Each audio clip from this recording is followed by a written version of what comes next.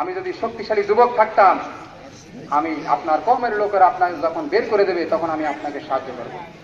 তখন রাসূলুল্লাহ সাল্লাল্লাহু আলাইহি ওয়াসাল্লাম বলেছিলেন, তবে ওয়ারাকা ইবনে নওফল বলেছিলেন, যদি আমার এই যুগ, আমার এই দিন যদি আপনাকে পায়, মানে সেই সময় পর্যন্ত আমি বেঁচে থাকি, আমি অবশ্যই আপনাকে সাহায্য করার মতো সাহায্য করব।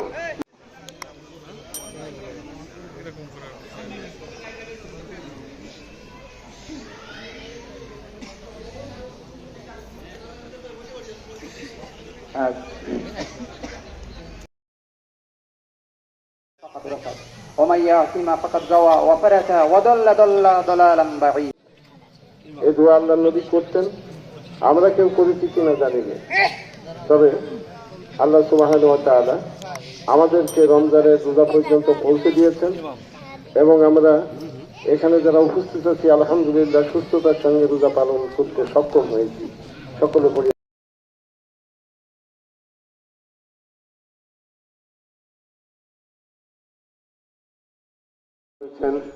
কোন মানুষ যখন দুনিয়াতে আপনার দরবারে হাত তুলে ফরিয়াদ করে, ওই হাত আল্লাহ রাব্বুল আলামিন ফিরিয়ে দিতে লজ্জা পান।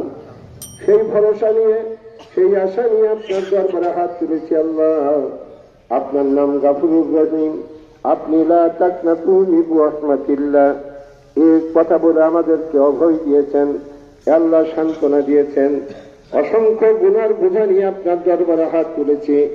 দুনিয়ার কাজে কর্মে চলাফেরায়, পারিবারিক জীবনে, সামাজিক জীবনে যত অন্যায় অনাচার হয়েছে, সগীরা কবিরা জাহের বাতেন, শেখ বেদাত জানা অজানা যত গুনাহ করেছি, 120 মোট তালি হতো। আমি বলছি